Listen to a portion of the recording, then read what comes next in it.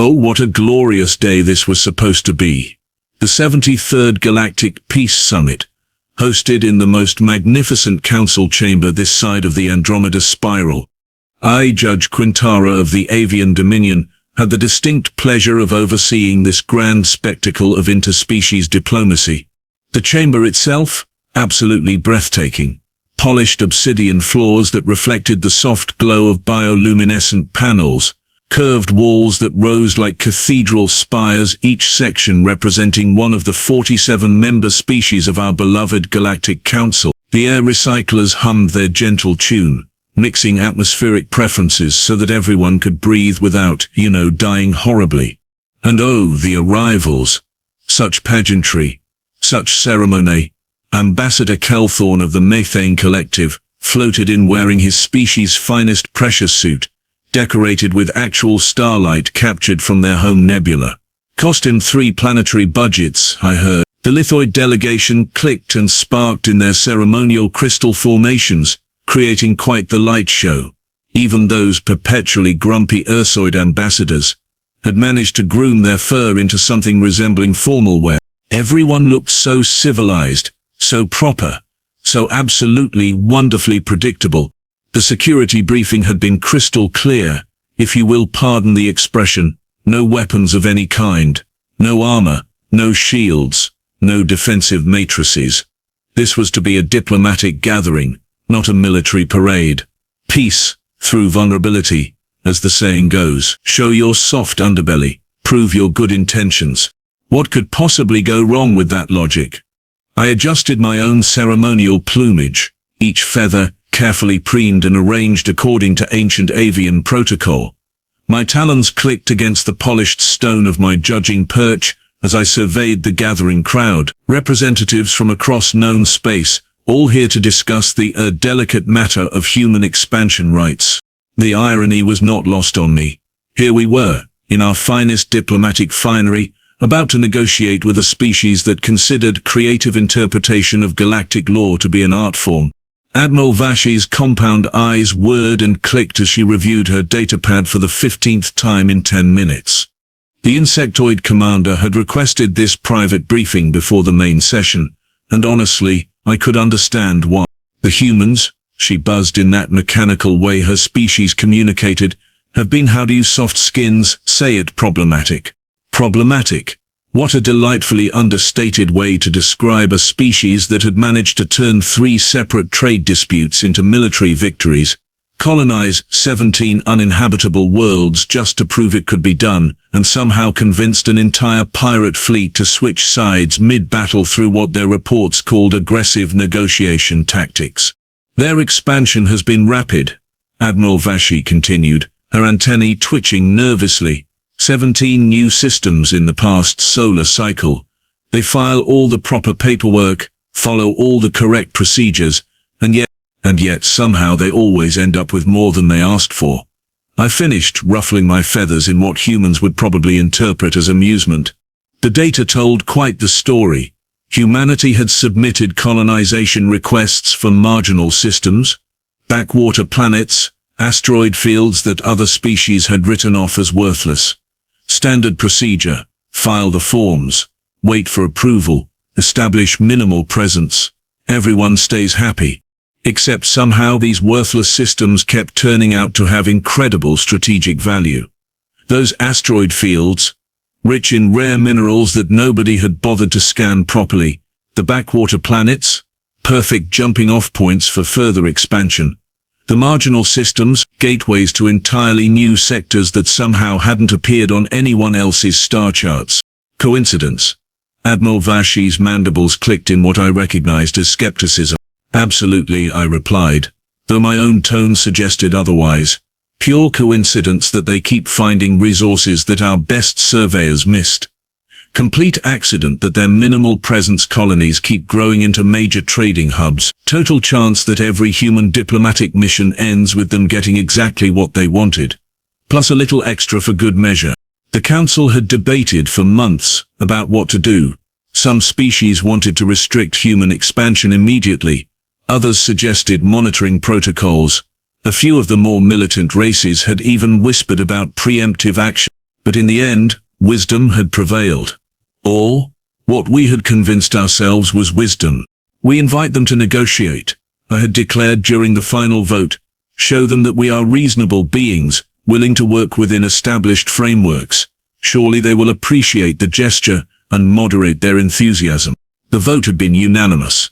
We were so proud of our diplomatic maturity. Looking back now, I realize we should have been more concerned about that unanimous part.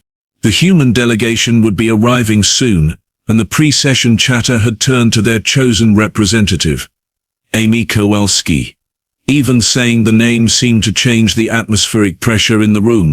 Moran, that perpetually moist slug-like creature from the hydroponics coalition, had been regaling anyone within earshot about his previous encounter with the human diplomat. His eye stalks waved dramatically as he recounted the tale of the Zephyrian trade dispute. She walked into the mediation chamber. Moran burbled, leaving his customary trail of slime on the floor, wearing what looked like standard human business attire. Polite smile, soft voice, very reasonable demeanor. Several other delegates had gathered around to hear this story again. Even though most of us had heard it before, there was something compelling about these Amy Kowalsski tales. The Zephyrians had prepared for months, Marian continued. Legal precedents, trade law citations, historical claims dating back 3 centuries. They were so confident, their lead negotiator even brought ceremonial documentation scrolls, quite impressive really. And then prompted General Krafnug, though the grizzled military commander from the Ursoid Confederation had heard this story at least 6 times. Then Amy Kowalsski smiled and said, "That's wonderful. I love how thorough you've been. Mind if I share something interesting I found in the archives?" Moran's slime production increased, as it always did when he reached the dramatic part of any story. She had discovered an obscure mining rights clause from a treaty the Zephyrians had signed 400 years ago, something they had completely forgotten about. The assembled delegates waited. They knew what was coming. Not only did she prove that the disputed territory actually belonged to a human colony legally, Moran's eyestalks drooped, but she managed to negotiate additional mining concessions in 3 adjacent systems as compensation for the Zephyrians' administrative oversight. A collective shudder ran through the group. General Krafnog's fur bristled as he added his own contribution. "My species has a saying, never negotiate with a predator while it is smiling. We developed this saying specifically after our first diplomatic encounter with Amy Kowalsski." "What happened?" asked someone who apparently had not heard this particular tale. "She complimented our military traditions so thoroughly that we ended up agreeing to joint training exercises." Krafnog's growl held notes of grudging respect. "Somehow, 3 of our best tactical officers are now permanent human military advisors. We were about to meet this legend ourselves." The ceremonial chimes rang through the chamber, their crystalline notes echoing off the polished walls. Every conversation stopped. Every compound eye, optical sensor and traditional eyeball turned toward the massive entrance doors. "Honored delegates," the automated announcement system proclaimed in 17 different languages, simultaneously. "Please welcome the human diplomatic delegation, led by Ambassador Amy Kowalsski." I felt my tail feathers puff up involuntarily. This was it. The moment we had all been simultaneously anticipating and dreading. Around the chamber I could see other species making their own preparations. Ambassador Kelthorne adjusted his pressure suit's ceremonial gas vents, creating small puffs of exotic atmosphere that sparkled in the chamber's lighting. The lithoid delegation arranged themselves into their most formal crystalline formation, a geometric pattern that supposedly conveyed respect and openness. General Krafnog actually attempted to smooth down his perpetually bristling fur, though the effort was largely unsuccessful. Even Moran had managed to reduce his slime production to what passed for acceptable levels in polite society. His eye stalks swiveled nervously as he practiced what humans called a smile, though on his species it looked more like a grimace that suggested severe digestive distress. I preened my ceremonial plumage one final time, each feather arranged according to protocols that dated back millennia. My talons gripped the polished stone of my perch as I reminded myself of proper diplomatic decorum. Maintain neutrality. Show respect for all cultures. Remember that first impressions matter enormously in interspecies relations. Do not, under any circumstances, let personal feelings influence official proceedings. The chamber's atmospheric recyclers hummed a bit louder, as they compensated for the increased respiration rates of 47 different species, all holding their breath in their own particular ways. Some of the more anxious delegates had activated personal relaxation protocols, filling their immediate areas with calming pheromones or soothing subsonic vibrations. Admiral Vash's compound eyes whirred as they focused on the entrance doors. Her antennae twitched in patterns that her species used to indicate alert attention. The insectoid commander had positioned herself near the main diplomatic table, datapad ready, clearly prepared to take detailed notes on whatever was about to unfold. The massive doors, each one carved from a single piece of imported nebula stone and standing 3 times the height of most species present, began their slow, stately opening sequence. The architects had designed them for maximum dramatic effect, and by all the gods of all our homeworlds, they were achieving it. A soft hiss of equalizing atmosphere whispered through the widening gap. The lighting in the corridor beyond had been dimmed to create the perfect silhouette effect as the delegation entered. Standard diplomatic theater, really. Every species appreciated a good entrance. We all leaned forward slightly, expecting to see the usual parade of human diplomatic fashion. Based on previous encounters, this would likely involve what they called business suits. Simple, practical garments that somehow managed to look both formal and ready for combat simultaneously. Perhaps Amy Kowalsski would be wearing one of those flowing garments they called dresses, which their female representatives seemed to favor for formal occasions. The doors finished their opening sequence with a soft, resonant tone that indicated readiness to receive honored guests. Silence settled over the chamber like a blanket of anticipation. We waited. Amy Kowalsski stepped through the doorway, and every single assumption we had made about human diplomatic attire died a quick, violent death. She was technically speaking wearing a dress. The silhouette was unmistakably formal, with elegant lines that flowed gracefully as she moved. The garment reached to just below her knees and featured what appeared to be intricate beadwork that caught the chamber's lighting beautifully. Except the beadwork was not beads. The elegant fabric was not fabric. The entire dress was constructed from teeth, predator teeth, thousands upon thousands of them, arranged in overlapping scales that created a pattern of deadly beauty. Each tooth had been carefully cleaned, polished and somehow woven together into a garment that should have been impossible to create, let alone wear comfortably. But there she was, wearing it like it was the most natural thing in the galaxy. The neckline was adorned with what I recognized as shadowhawk fangs from the Outer Rim territories. Each one was roughly the length of my talon and curved to a point sharp enough to pierce military-grade armor. They had been arranged in a delicate collar pattern that framed her throat perfectly. The bodice featured rows of serrated teeth that I was pretty sure belonged to the sand serpents of Kepler 432b. Those particular predators were legendary for being able to bite through solid rock. The teeth interlocked in a scale-like pattern that created an almost hypnotic visual effect as she moved.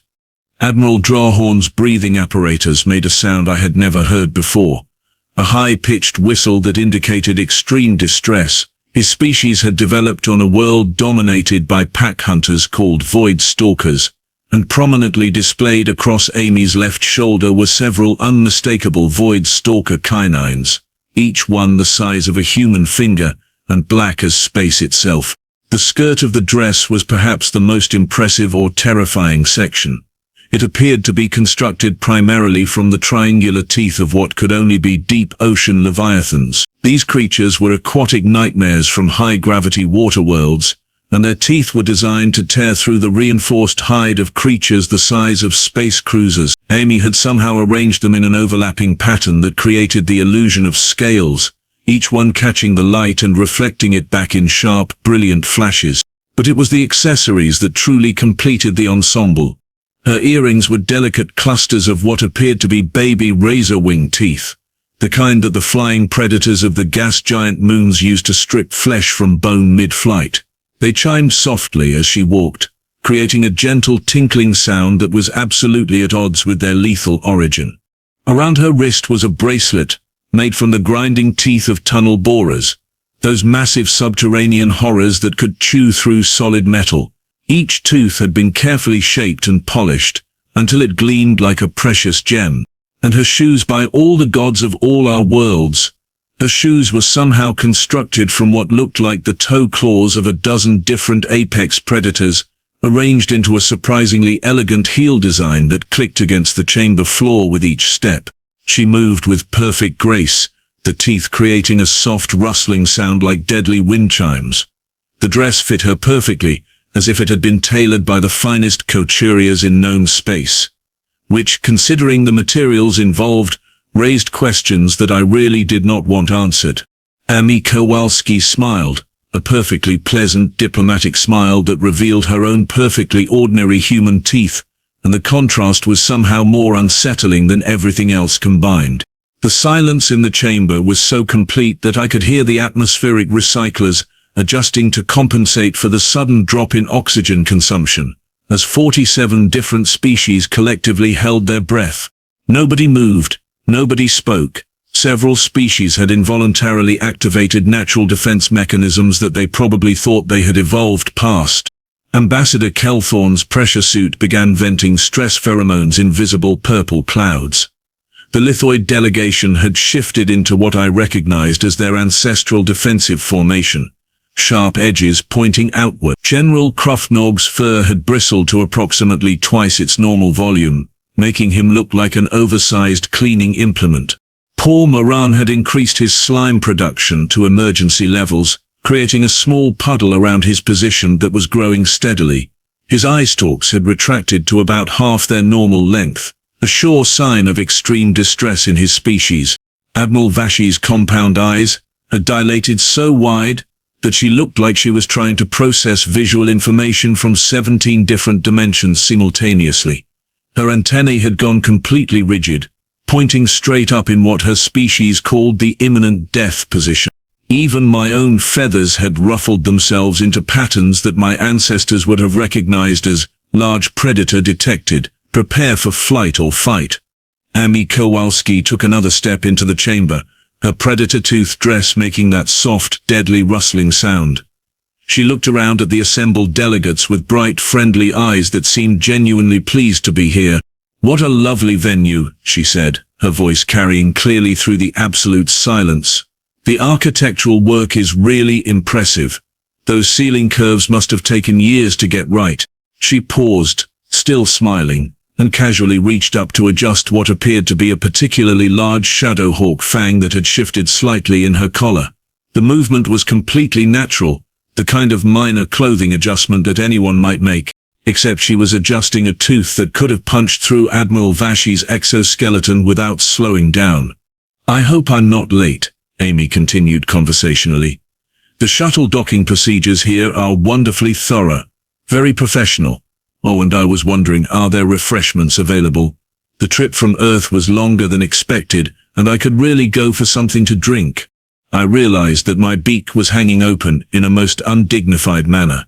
I closed it with a deliberate click that seemed to echo through the chamber like a gunshot.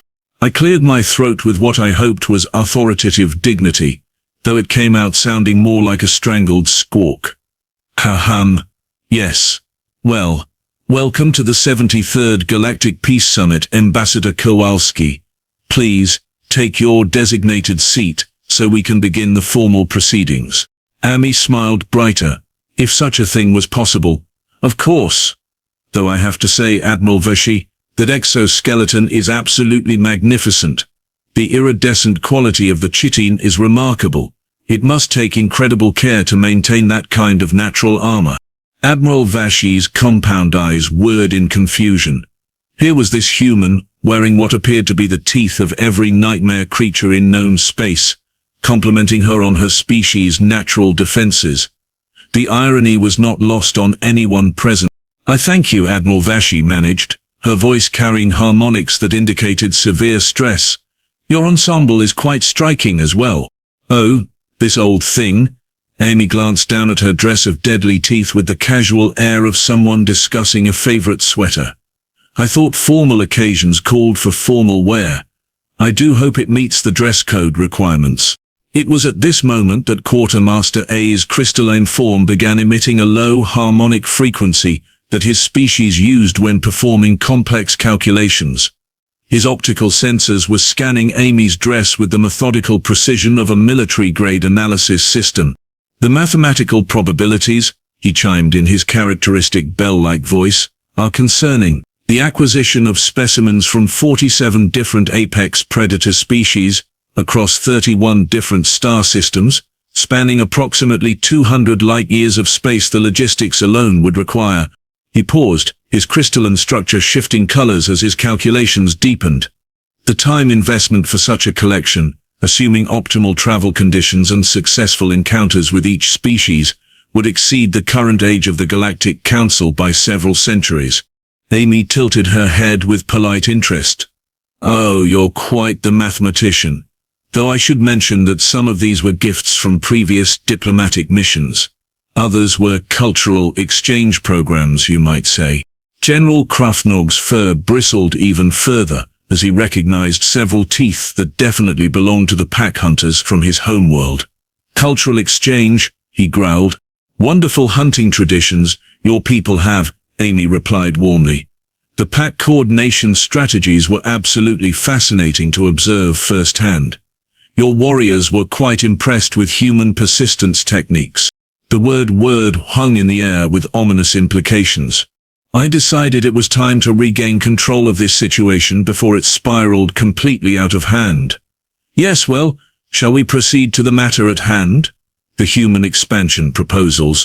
Amy clasped her hands together carefully, so as not to disturb the arrangement of claws that formed her bracelet. Absolutely. I'm so excited to discuss this with everyone. Humanity has some wonderful ideas for peaceful coexistence and mutual benefit. She reached into what appeared to be a small purse, made from what I was now certain were nebula shark scales. Brandon Torres, her human aide, stepped forward and began setting up a portable data display. He moved with the casual efficiency of someone who had done this many times before, and found absolutely nothing unusual about his superior's choice of attire. Now, Amy began, her voice maintaining that sweet, reasonable tone that was becoming increasingly terrifying.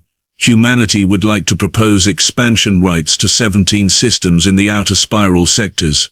Admiral Vashi consulted her datapad with trembling claws.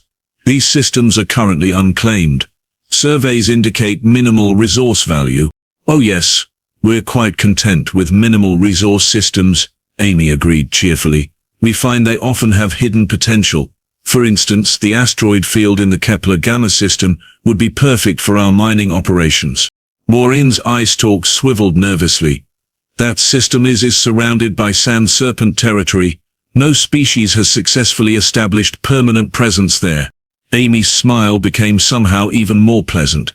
Yes, we heard about that challenge. Actually, we had a lovely cultural exchange with the local sand serpent population last year. Fascinating creatures. Did you know they can detect mineral deposits through ground vibrations? We learned so much from them. She gestured to the rows of serrated teeth across her bodice. They were kind enough to share some mementos of our time together. Brandon Torres continued setting up equipment as if his superior had just discussed the weather. He handed her a datapad without looking up, maintaining the professional demeanor of someone who had long ago stopped questioning his assignment details. The Void Stalker regions present similar opportunities, Amy continued, consulting her notes. The pack dynamics there are remarkable.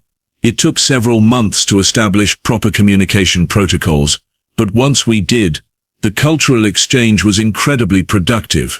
Edmure Drahorn made that distressed whistling sound again. His homeworld's apex predators were represented quite prominently on Amy's left shoulder. For the deep ocean worlds, Amy went on, we propose establishing underwater research stations. The local Leviathan populations have been most accommodating once proper introductions were made. The triangular teeth that formed her skirt caught the light with each movement, creating hypnotic patterns that several delegates seemed unable to look away from. As for the gas giant moon territories, the razorwing populations have provided invaluable insights into three-dimensional atmospheric navigation techniques. The delicate chiming of her earrings punctuated this statement perfectly. General Krafnog found his voice, though it came out as more of a strangled growl. You're describing military conquests as cultural exchanges. Amy looked genuinely puzzled. Oh no, General, these were purely diplomatic missions. We always prefer negotiation to conflict, though I will admit that humans can be quite persistent when it comes to achieving mutual understanding. Our specific proposals, Amy continued, consulting her datapad while Brandon Torres projected detailed star charts, include mining rights to the 17 systems, establishment of research stations in previously inaccessible territories, and cultural liaison offices for ongoing interspecies communication. I looked around the chamber. Every single delegate was staring at Amy with expressions that ranged from shock to terror to grudging respect. The mathematical impossibility of her wardrobe, combined with her cheerfully casual references to cultural exchanges with apex predators, had created a negotiating environment unlike anything in galactic diplomatic history. The terms seemed quite reasonable, I heard myself saying, though I could not remember making the conscious decision to speak.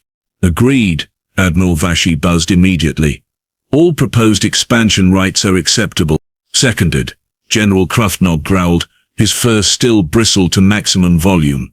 Motion carried, Quartermaster, I chimed, his crystalline form still cycling through calculations. The vote was unanimous. Again, though this time I suspected our unanimity came from entirely different motivations than before. Amy clapped her hands together with genuine delight, creating a soft clicking sound from her claw bracelet. How wonderful! I'm so pleased we could reach agreement so quickly. Efficient diplomacy is such a beautiful thing. She stood gracefully, her dress of predator teeth rustling like deadly silk. I do hope we can arrange for return visits. Perhaps we could host the next summit on one of our new research stations. I'd love to show everyone our cultural exchange programs in action. Brandon Torres began packing their equipment with practiced efficiency. Thank you all so much for this lovely meeting, Amy said, heading toward the exit. I promise to dress up even more for next time. The massive doors closed behind the human delegation with a soft final thud that seemed to echo through our collective consciousness. The silence that followed lasted approximately 37 seconds. I know because Quartermaster A was still calculating, and his chronometer functions had apparently remained operational despite everything else. Then everyone started talking at once. Did you see the Voidstalker canines on her shoulder? Admiral Drahorn's breathing apparatus was still making that distressed whistling sound. Those were definitely from the Alpha Pack. The size alone indicates she encountered the pack leaders. Sand serpent teeth, Moron burbled, his slime production still at emergency levels. Those serrated ones on her bodice. My homeworld's geological surveys have been postponed for decades because of those creatures. General Krafnog was examining his datapad with shaking claws. I need to update our military protocols immediately. Current diplomatic encounter procedures are inadequate. Clearly inadequate. I found myself drafting my own report to the Avian High Command, though I was struggling with how to phrase this particular diplomatic success. The human representative appeared in formal attire that technically met all specified requirements. I dictated to my recording device. Negotiations proceeded with unprecedented efficiency. All human expansion requests were approved unanimously. Cultural exchange programs appear to be highly effective. Admiral Vashi was already composing subspace communications to her superiors. Recommend immediate approval of all future human requests via remote communication, she buzzed into her transmitter. In-person negotiations may not be necessary for ongoing relations.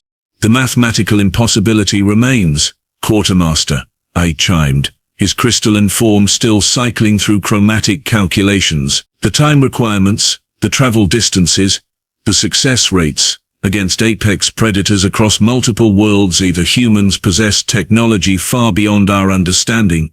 He paused, his optical sensors dimming. Or they have been planning this expansion far longer than any of us realized. The chamber began to empty as various delegates hurried to update their respective governments, military commands and diplomatic corps. The urgency was palpable. Everyone suddenly had very important communications to send and protocols to revise.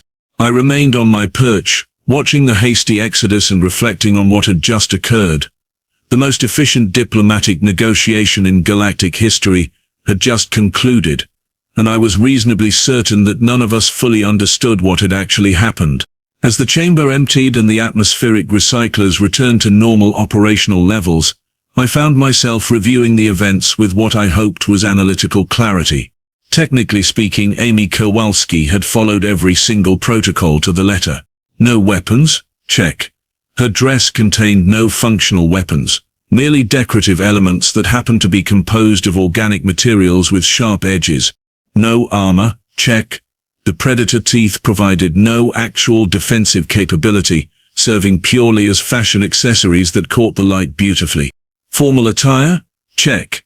By any reasonable definition, she had worn a dress appropriate for a diplomatic function. That it happened to be constructed from the remains of apex predators from across known space was simply a matter of personal style. The humans had once again demonstrated their peculiar gift for creative interpretation of established guidelines. They had somehow managed to attend a peace summit while simultaneously broadcasting a message that could be summarized as, "We have personally met every nightmare creature in your individual mythologies, and we're wearing the evidence." It was, I had to admit with grudging respect, brilliant. They had transformed what should have been a standard diplomatic negotiation into a psychological operation of staggering effectiveness. Without saying a single threatening word, without technically violating any protocols, Amy Kowalsski had made it abundantly clear that humans were not a species to be trifled with. The irony was not lost on me. We had invited them here to demonstrate our civilized approach to interspecies relations, to show them the benefits of working within established frameworks. Instead, they had shown us that they understood our frameworks better than we did. And somehow I suspected this was exactly the outcome they had planned from the beginning. Humans, it seemed, were going to fit into galactic politics just fine. The rest of us were going to need bigger protocols.